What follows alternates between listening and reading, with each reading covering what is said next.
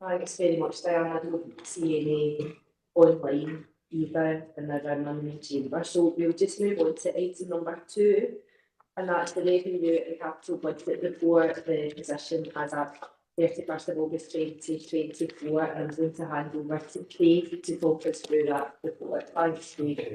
Thank you. Thank you, yourself, Kibina. This is our standard finance paper, not a big fraud that we cycle, and as always covers a number of main areas. Covers a period 5 projected 24-25 outturn position, our current capital and our reserves position. As at period 5, we're currently projected an overspend of 246,000 in the social care budget, and this is a small increase from the period 3 position. There are a number of over and under spends within the overall budget. The main driver for the total overspend is due to the children and families budget projecting a 3.89 million overspend, and this is mainly due to residential placements and child respite overspends as at period 5. The service is currently doing a thorough review in this area. We also have the non-recurring pension monies to assist us with the smoothing of this particular budget, and we plan to use this to help us with this budget for this financial year. This is also partially offset by underspends in the older persons, learning disabilities, assessment, care management and mental health, and this is in both vacancies and general underspends. If this overspend remains at year end, we will use the smoothing reserves to bring us back to a break-even position. The next section of the report highlights the HSCP's progress to date with the achievement of the in-year agreed savings that we have. And as you can see in section 3.2.2, we've already made good progress in the delivery of a number of our savings. Moving on to capital, section 4 shows the current capital position, and at this point we're not showing significant spend at the moment, and this is likely to be incurred towards the end of the year, especially on a bigger project such as the community hub capital project. Appendix 5 shows our overall earmarked reserves position, and shows that we started this year with 19.287 million, and we expect to finish the year at 13.313 million, and this is based on the current projections that we've got. Happy to take any questions anyone may have. Okay, thanks very much for that, Craig. And I know when I was using it, it was good to see the more movement happening with the community hub. So it's good to get that into the report and see a bit of change and development there. So no, thanks very much for that. I'll just see if anybody's got any questions or comments. I see Councillor McKay. Thanks very much. Yeah, thanks, Chair. Couple of questions. First one is in terms of the projected overspend, just to ask officers whether they anticipate they'll be able to bring that overspend back onto budget during the course of the year. And the second question relates to the savings identified as 3.210, and obviously good progress has been made up to the 31st of August, but there's 631,000 of savings still to be, I suppose, achieved. Again, to ask whether there's an expectation those remaining savings will be achieved. Thanks very much, Kate. So I see Kate's hand up, so I'll go to Kate first, and then I'll go into Kate Brooks at home. Thanks, Kate. Yeah, thank you. I'll probably start with the savings questions, if that's okay. We continue to work on savings work streams around that, and at this point, for this financial year, we're confident that we'll be able to get those savings, but we've still got quite a bit of work to do on that side of things. But the saving groups have been going very well so far. We've always said that our main challenges that we've had are more in the second year of the savings exercise. So we're relatively comfortable at this moment in time that we can make those savings, but that's where we are with that one. In terms of the first question around the overspend at the moment, I suppose I'm highlighting the position without us using any of our smoothing reserves at the moment. So the answer, Councillor McKay, is yes, we will bring that back to a break-even position, but we are working with all the various areas, and particularly as expressed in children and families, reviewing it line by line to see where we can pull that position back. Okay, thanks very much, Kate.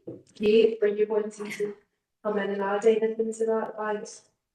Just to add that we've done that, the Chief Social Work Officer, Jonathan Hines, might want to come in, but we have done some analysis around the demand for children's services and the impact the pandemic's had on children's services, and that report's gone to the IGB in 3 weeks' time, and we're happy to take a subsequent report to the Social Work Scrutiny Board to look at some of the challenges that children's social work is facing in Inverclyde, if that would be helpful to the committee. Thanks very much for that, Kate. And Councillor McKay, is that quite happy with that response? Yeah, I'm content with those responses. Thanks, Chair. Okay, thanks very much. Thank you. I don't see any more questions or comments in the room, so can we note the current positions? Great. Thanks very much. Thank you. Okay, so that takes us on to item number 3, which is our verbal update on the National Care Service, and I'm going to hand over to Jonathan to go through that. Thanks, Jonathan. Thank you, Convener. Through yourself, members will, I'm sure, be aware that since the last meeting of this panel, Council voted in September to withdraw support for the National Care Service Shared Accountability proposal. The Scottish Government has stated its hope that local government will engage in discussions in the future, and meanwhile the Health, Social Care and Sport Committee has continued to hear stakeholder evidence on the bill, with the views of many organisations and professional and regulatory bodies have been shared. The timeline for submission of Stage 2 amendments to the bill has also been extended to the 20th of November. So this shift in the current national position, I suppose, limits the detail, understandably, of my update, Convener, but clearly when there is anything further to report, I can, of course, bring a more comprehensive update to a future meeting of this panel. Okay, thanks very much for that, Jonathan.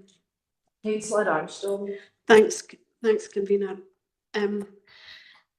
I've stayed pretty quiet about the National Care Service in the scrutiny panel. You know, that's not indicative of my thoughts and concerns about the whole issue. I suppose I just want to make a few comments. One, you know, there's scarcely anyone who disagrees with the idea of a National Care Service, whether that's people working in the service, managers, political groups, both Scottish Government, Westminster Government. If it was easy, you know, it would have been, I suppose, cracked by now, both within Scotland and Westminster. I, you know, like everyone, I appreciate that there are so many complexities and different issues, and I just wanted to ask if officers think there is any scope for getting through things that it would be hard to find anyone to disagree with. I mean, I'm thinking about, you know, terms and conditions, wages, support, training, supervision of the staff in this sector, coupled with capping fees. And you know, now I'm not saying they're easy things, but I think they're things that you would struggle to find anybody to disagree with. And do you think there's any scope for pushing things in that kind of direction? Thank you. Thanks very much, Councillor Armstrong. I see Kate's hand up as well online. So I suppose I'm just thinking I'll pass over to Jonathan first and then to Kate, and I suppose your questions about essentially what we often find here when we do our National Care Service update is that Jonathan's here as the voice of the update from the Scottish Government developments. It's tricky, I appreciate that, but we'll pass over to Jonathan and then to Kate. Thanks very much. Thank you, Convener. And through you, I suppose my role within this panel is a professional advisory one as Chief Social Work Officer in Inverclyde. So on that basis, I suppose my answer is framed, or my response is framed from that perspective. And clearly the focus for me and my colleagues continues to be the provision of social work and social care services in Inverclyde, and recognising the significant challenges that the profession faces at the minute. Some of those are local, some of those are replicated nationally. I think that whenever we have certainty in the future about the direction of travel and the governance arrangements for any proposed national care service in the future, that will provide some helpful strategic context for us to plan services in the future. Okay, thanks very much, Jonathan. I'll go to Kate and then I'll take Councillor McCabe's question and comments. Kate. So just my understanding is that whilst that we've got the National Care Service, within that context we'll have the National Social Work Agency. And I would hope that would continue to progress despite some of the challenges that we've got with the National Care Service. Because the National Social Work Service is about developing all the things that Councillor Armstrong has identified as being important. And I also echoed that point, that is important. It's important that we have a situation that's stable nationally for social work and social care, with equal terms and conditions, with an investment in the professional development of not just the social work workforce, but the social care workforce, all of the things that we're trying to achieve in Inverclyde. So I would hope that that work would continue despite some of the challenges around the National Care Service that could happen within the context of our continuing local delivery and governance without any significant impact, as long as it were investment that came from Scottish Government to ensure that we were equalising that position. In Inverclyde, we are challenged, like all local authorities, to compete with our neighbouring authorities around terms and conditions, and that would allow for a level playing field to focus on ensuring that we meet the needs of our most vulnerable service users, as opposed to competing with each other locally. Thanks very much, Kate. Thank you. Thanks, Councillor Armstrong, for that too. Councillor McCabe. Yeah, I suppose as one of the council leaders who voted for COLA to withdraw its support for the National Care Service Bill, I probably should comment.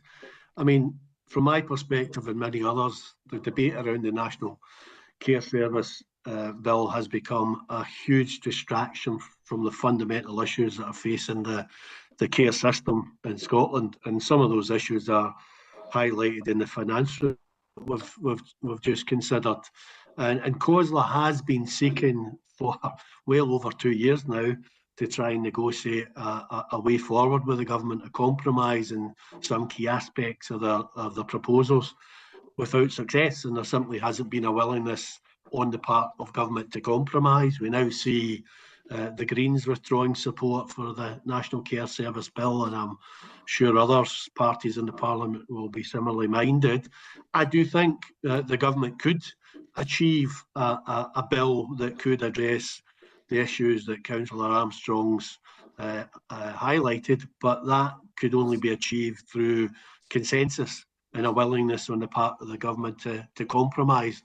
And as it stands at this point in time, the government isn't showing that willingness to compromise. Hopefully over the coming weeks they will.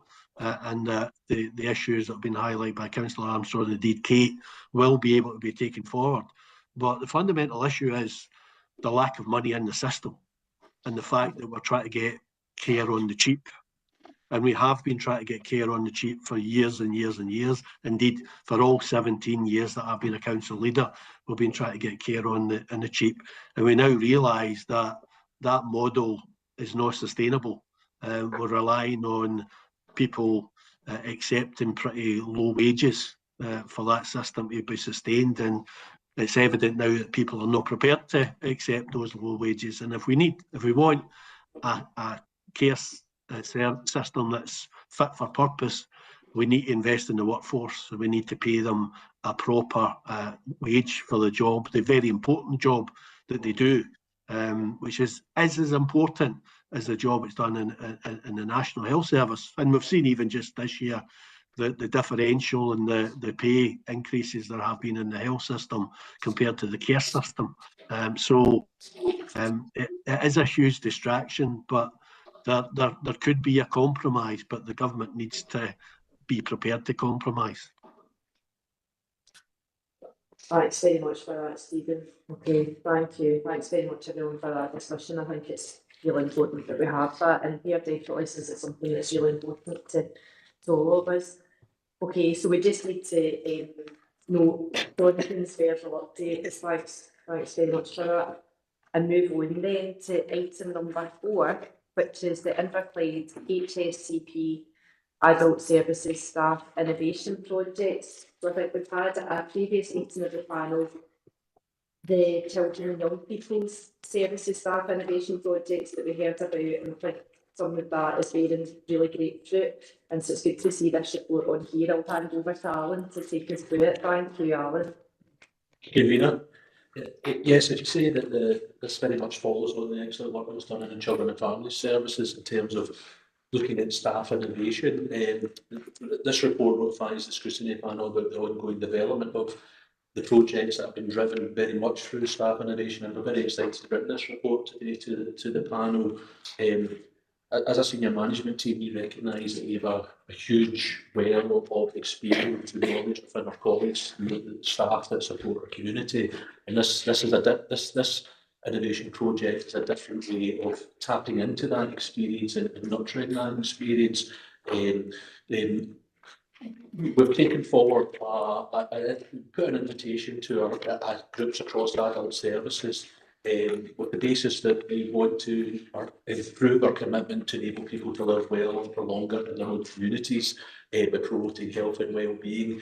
And that is the underpinning message of the innovation projects. As an HSCP, we secured a fund that we could test up to 6 ideas which would demonstrate an impact against an agreed criteria of enabling people to live independently within their own community, with their own choices, promote supportive, inclusive communities, build collaborative and integrated working together, and listen and respond to the people of our communities.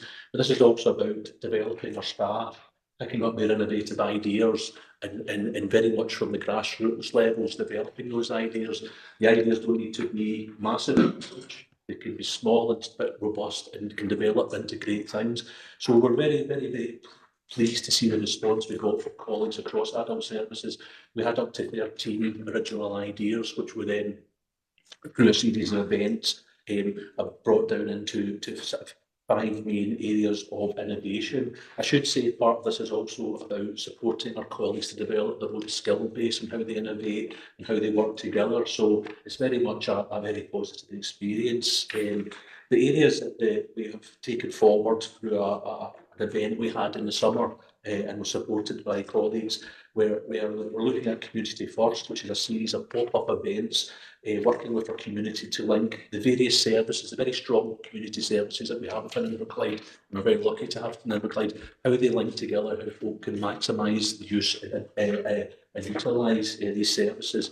And that's very much pop-up events within the community. We've had ones already, which have been very successful. We hope to promote them further throughout the year.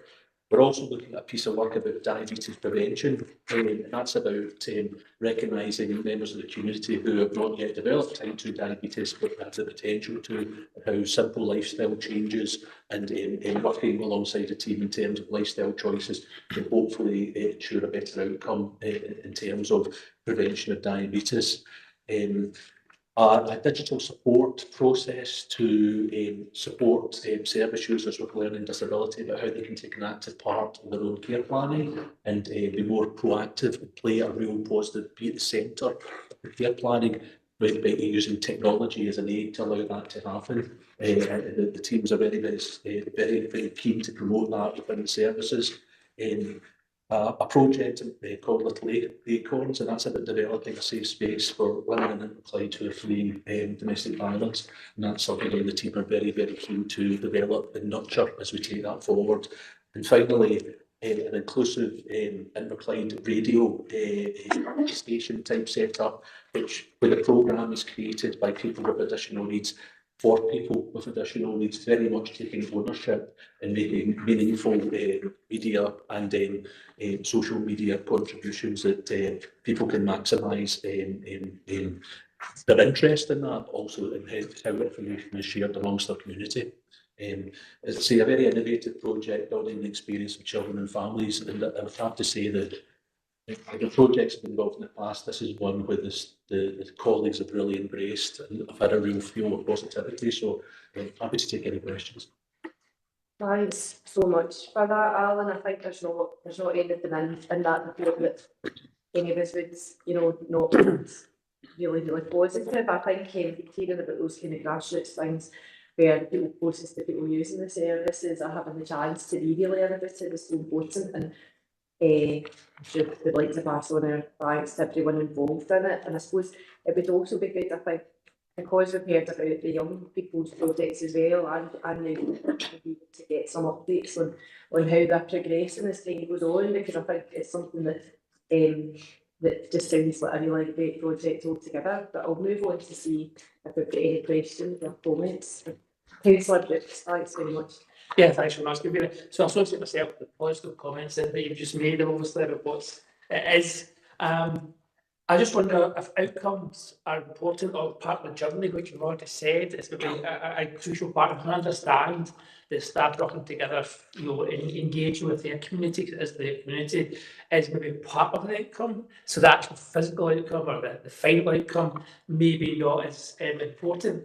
But with that in mind, I'm asking about, is the outcome, has been taken into clear consideration the strength of the third sector within the Clyde and their alliance, that to ensure that any outcomes, understanding the journey make the outcome, and understanding that the outcome isn't going to sit on top of third sector, isn't going to be any learned experience that's already available for our community. So I'm just making sure that with a strong third sector, we're not duplicating.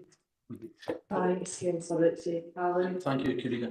Yeah, no, it's a very, very important point. I think this is where the strength of this project lies. I don't think this project would be as robust without the strength of our local third sector community. This certainly does not take away from any of the good work that's done there. This to be complements and enhances the collective effort of our community to be self-supporting and to maximises the outcomes for the individual. So this is very much, this is where I think it was interesting for me, where our own staff groups and service users already aware of the good work that's done in the third sector, and said we're putting the links together to say this bit here was with that bit there, and that very much pulled the network together. So this project, I think, enhances and complements what's already there, and we would certainly be working in partnership as these projects move forward to ensure that this really blossoms and builds our momentum up.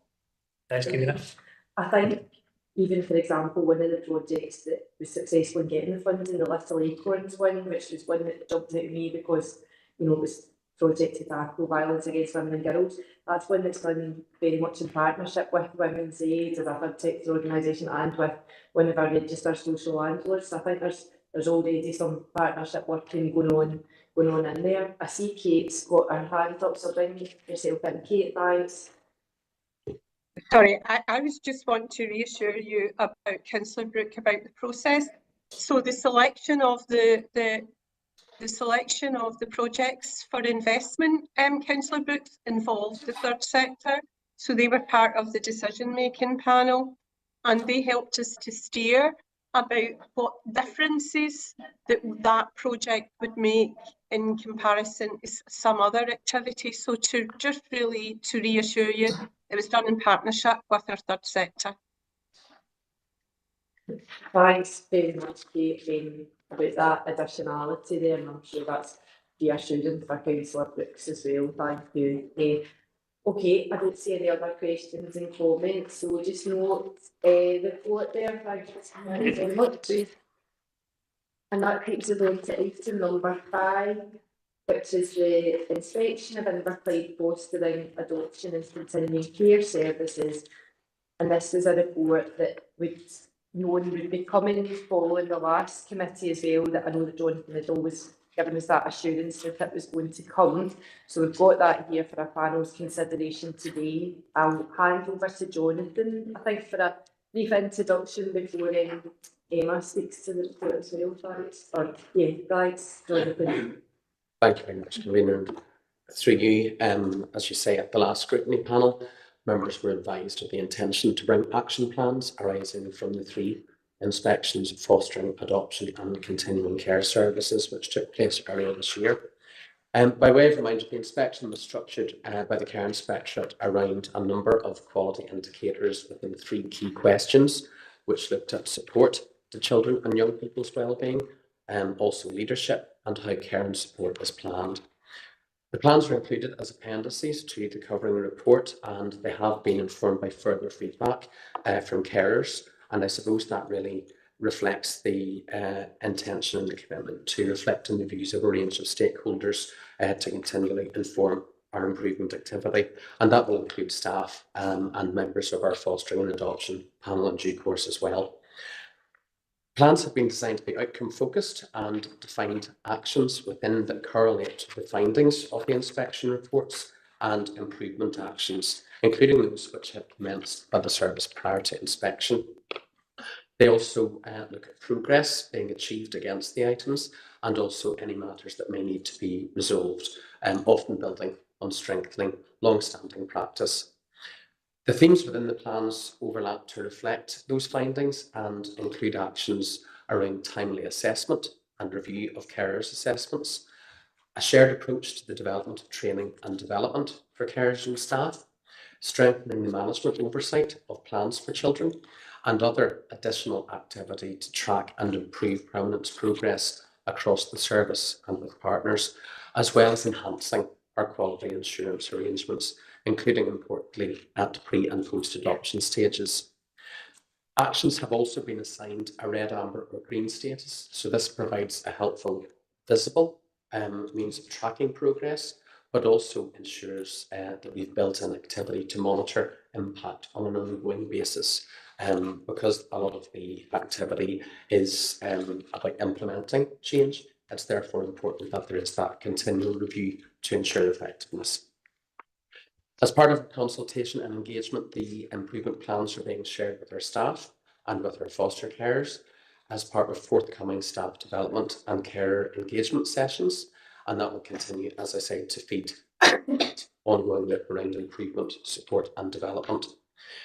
The progress to achieve actions will be reported through the Children and Families Management team to the Health and Social Care Partnerships, Clinical and Care Governance Forums and the IJB Audit Committee as appropriate as well. So that provides that additional layering of oversight and assurance, and also provides the service with the opportunity to highlight any additional requirements that may be necessary to enable progress to be fully achieved. The plans themselves do include a number of overlapping themes as well, and I suppose that's a fair reflection of how the full work around permanence planning isn't siloed with very distinct work around fostering or adoption particularly, but there are specific actions under each of those plans as well. I am joined by Emma Bilsland, one of our service managers in Children and Families, really bringing some support and some additional information to assist with answering questions that members may have. Sure. Thanks very much, Jonathan. Emma, would you like to say a few words about it, or are you wanting more to answer questions? Have you got a few words you want to share with the panel? Okay, great. Thanks so much, Emma, and thanks very much for that, Jonathan. I'll open up to questions and comments. Councillor Falker, I'll take you first then. Yeah, thanks. It's just really a comment rather than a question.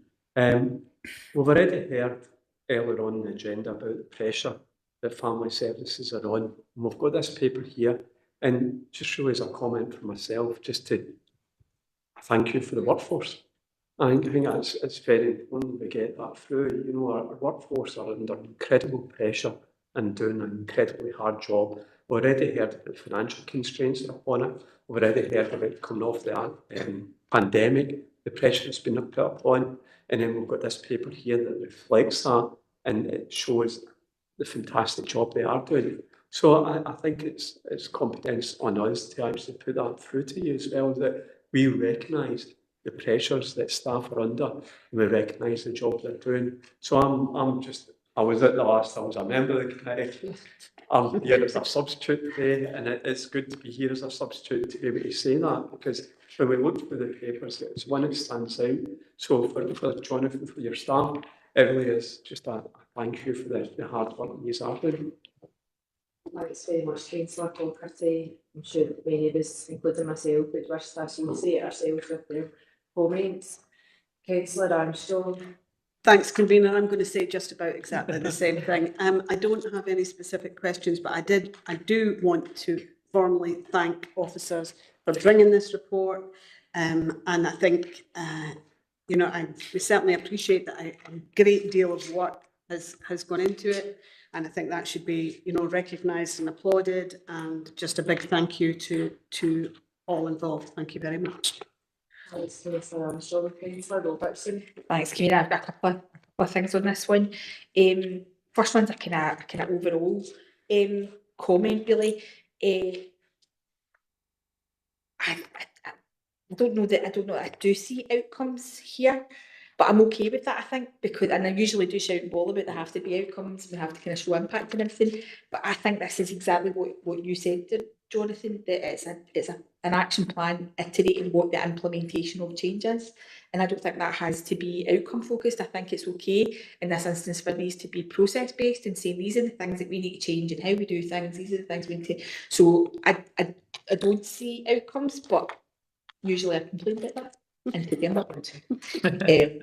Is the first comment. Second thing I was wanting to say is it's really commendable now seeing this, which we didn't have last time, that all the things that have got dates that have passed, there's no slippage. So I want to kind of build on what Councillor Clogty said and commend staff for not only taking these actions forward, but taking them forward in straightened times on time. You know, so I think that's really, really commendable. And I'm just aware, a third point, which is probably a question actually, there's quite a few things that are noted in the action plan that have got timescales of like 1st of November, so this week. I'm just wondering if there's a wee teeny verbal update on some of the things that are peculiarly imminent. Thanks very much, Councillor Robertson. Will I move to yourself, Emma, then about that date question, and to see where we are with some of the things that might have been perhaps amber or green, but we knew the date was coming, before I want to Kate, who's so online, and with I had a back to Kate personally on thanks. I suppose just first of all, I think our staff team was really welcome with the thanks that's been given, and I think overall there's a good culture of learning within the service. Everyone who is part of the services now are really welcoming of the improvement plans and really keen for the change that's about to take place. I'll just start off by saying that. In terms of the timescales, we're on track for everything. So those that are marked as the 1st of November and amber, we're done so because we're making good progress in achieving the task we want to do. So we're still on track for all of this. And nothing stands out and nothing's here. Good at this stage. I don't know if you need any more information. No, that's it. Thanks for that, Emma. Thank you. Kate? First of all, can I just thank the panel for the comments that have particularly been made to the workforce, because the workforce make the difference around the outcomes for our children and our parents every day. But just to pick up the point that Councillor Robertson said, there is a bit of a challenge between the regulatory inspections, particularly strategic inspections and regulatory inspections, which this one is a regulatory inspection, and it is very much a process inspection as opposed to an outcome inspection. So I would just commend Councillor Robertson for being able to kind of identify Come off a high horse for once. Okay. It's a bit of a challenge for us, because I suspect if it was more about outcomes, we would have probably done much better at the previous inspection when the inspectors came in. If we'd have looked at the actual outcomes we were achieving for children, as opposed to focus on process, but the processes are important to achieve the outcomes. So, I hope that everyone sees the work that Jonathan and his team has done to ensure that that provides that level of assurance to the panel. Thanks very much, Kate. Thank you. Jonathan? Thank you, convener, through yourself. Again, just to echo the appreciation of those comments for the teams who, as Emma has already said, are absolutely invested in this programme of change. And I suppose coming through the pandemic, all of our services have seen some particular challenges and also some changes in terms of demand and the profile of children and families that we're supporting and working with. And I think that, yes, these three action plans can feel very process driven, and Kate and I are always very focused on outcomes. What's the impact that our work is achieving? And I suppose this is where one of these regulatory inspections really swaps that round, so that we start with the outcome. And I suppose that whilst that's maybe not where it would normally fit in an action plan, it's very much about trying to take the recommendations from the inspection plan and articulate that in a way that's accessible. So I think as we move forward in terms of being able to not just implement, and you're absolutely right, there are a number of tight timescales here, absolutely, but it is about that processes of continuous review and oversight through our clinical and care governance structures. So myself and colleagues will continue to keep a close watch, and we can certainly look forward to ongoing engagement with carers and with our workforce to help deliver on that. Thanks very much, Jonathan. I think that's all summed up really well. Thanks to everyone for their contributions. I suppose, we talked about it at the last meeting of the panel, and I suppose we can all agree that if that is what we agree to be the purpose of an inspection, is to see what needs to change and to see that culture of learning that Emma has described for us, then I think then that's absolutely what we've got here. That I know that Jonathan at the last meeting of the panel had very much given us those verbal assurances that I think many members of the panel were more than willing and grateful to receive. But here we have it here in written format now as well, as you always said. You were going to bring it, so I think thanks very much to everyone involved for doing that, and absolutely appreciate the work that's gone into that and the work that continues to go into making sure that everyone involved in the service gets the best possible care. So very much appreciative of that. I think that all we've got to do is just note that report, and thanks very much to yourself, Emma, for speaking to that too.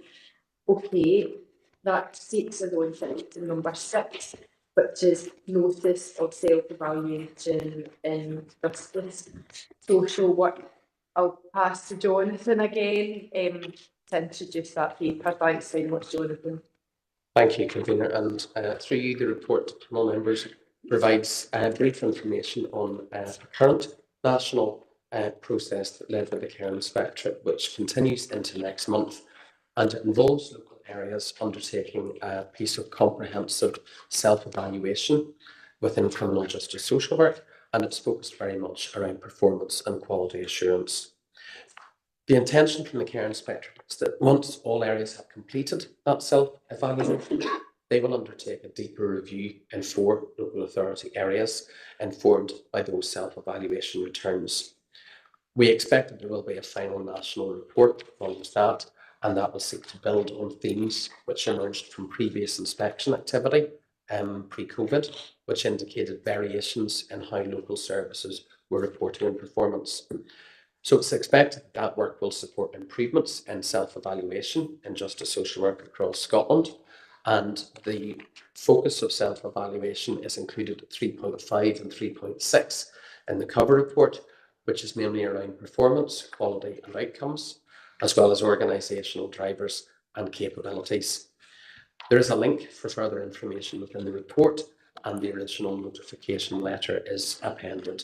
I'm also joined by our Justice Service Manager, Gail Hughes, remotely, convener, to assist with answering any questions members may have. Okay, thanks very much for that, Jonathan. Thanks to Gail for joining us. It's good to see in 3.5 and 3.6 the sort of focus of the current inspection you're going through at the moment. Gail, I'll just pass first to Councillor Robertson. Thanks very much. Thanks again, convener. I mean, this is another one of my high horses that I will get back on, which is about the sort of industry that we have and the amount of time and the resource that's spent on inspection and assurance versus improvement, which Jonathan at least knows that I've raised with the First Minister. So there we go, it's not something that I've kept to myself, it's a high horse that I've completely and utterly communicated. I know in Jonathan's narrative, convener, however, that you kind of feel that through this journey that of self-evaluation that it's going to support achieving improvement or finding ways to move towards improvement. So I guess the question that I have is are we content with this being the thing that our staff are doing with their time, and do we feel that we have the ability to ensure that it remains proportionate for staff, because we know that we have very few staff, and that kind of support and improvement side of it, can we eke every bit of eekishness out of that in terms of all the improvements that we can? Thanks, Councillor Robertson. Eekishness. Jonathan. Thank you, Convener, and through you, certainly locally, we're very fortunate, despite the broader professional challenges around social work capacity, to have a very strong justice management team, and working very closely with the wider community justice partnership in Inverclyde. And I suppose for small areas like Inverclyde, the concentration of activity and time that it takes through self-evaluation and other quality assurance measures at national level is quite significant. But I'm confident locally that through our internal reporting structures and also through the commitment that we've got locally to continue to build on developing and improving our current practices, that we will gain from this. The timeline obviously runs, started in August actually, and runs until November, and then that second phase goes through to the end of February. So nationally, it's quite a significant period of time overall. In terms of 4 areas that will be taking part in that deeper review, I expect that those areas will clearly have a bigger time commitment, but I think in terms of the learning that we can gain from that second phase, it'll be to the benefit of Inverclyde. But I know that Ciall has been leading on the main task really in terms of providing that response within timescales. But when we checked in yesterday, we're on target for that, but it is an additional commitment on top of the day-to-day delivery of services, absolutely. Thanks very much for that very diplomatic response there, Jonathan. Thank you. Gail, I don't know if there's anything else that you'd like to add to that. No, I think Jonathan's covered it, thank you. Okay, thanks very much. And I won't say any other questions or comments, so we know for the board and that notice that's been given, and I see under also to be that we'll also get a further report in all the publication of the national review. Okay, so look forward to seeing that, and then thanks to you and the team for all the work that they're doing to produce this information as part of it. Thanks very much. Okay, so on to item number 7, it's the Community Payback Order Annual Report 2023-2024. So I'm handing back over to Jonathan to introduce that. Thanks, Jonathan. Thank you very much, and the convener, again through you.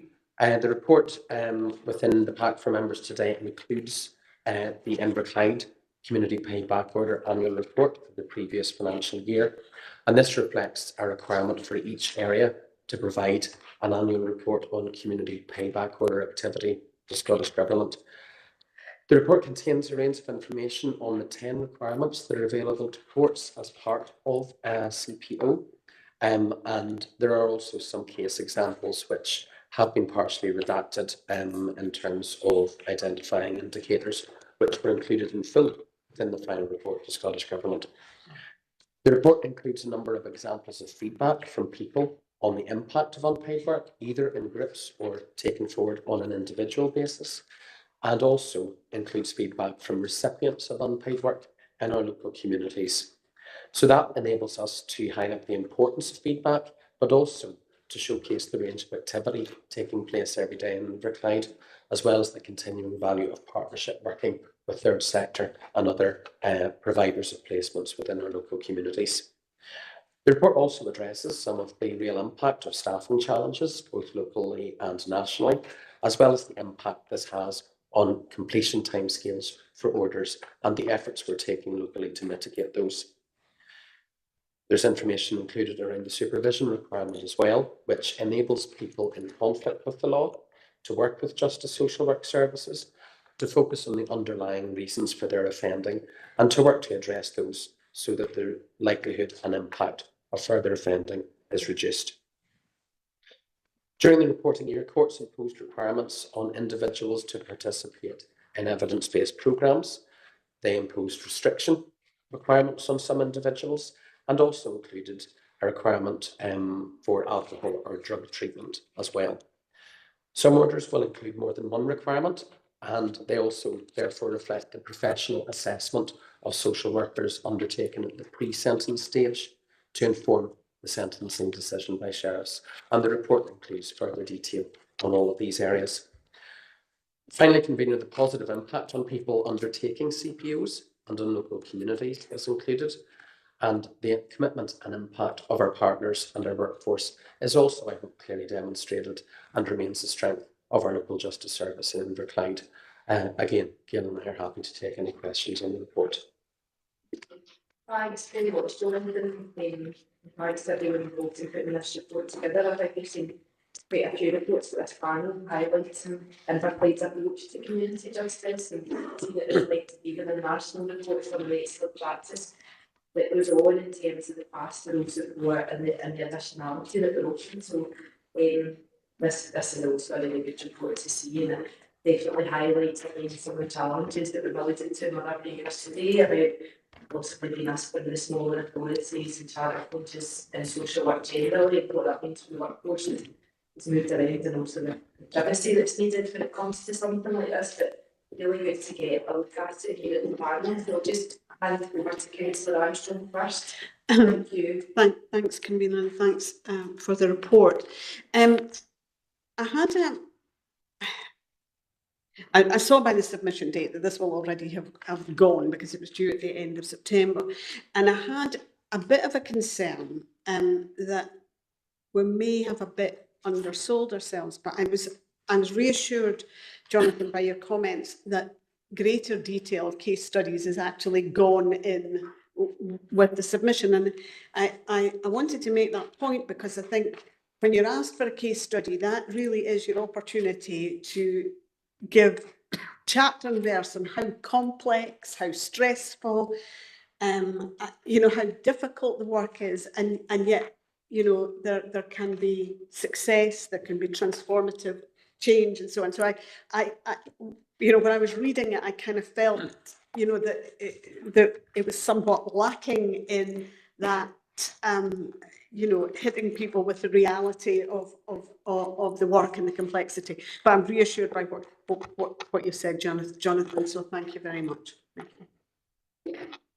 Thanks, Councillor Armstrong. I'm not sure if Jonathan or Gail want to come back on that. Jonathan, thanks. Thank you very much, convener, and through you, Councillor Armstrong, absolutely. The case studies, you're right, are a really good way of bringing to life, I suppose, our day-to-day practice. Particularly important, I think, in reports around justice social work, where the level of broader understanding can be a wee bit more limited or more challenging, I suppose, to show the benefits of the work undertaken.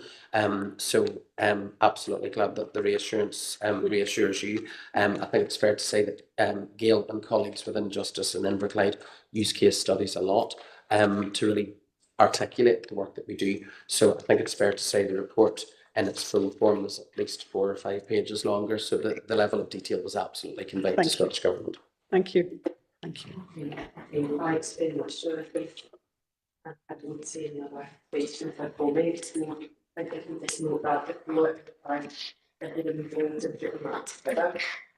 Okay, that takes us on to item 8, where we'll move into the private session. We'll speak a moment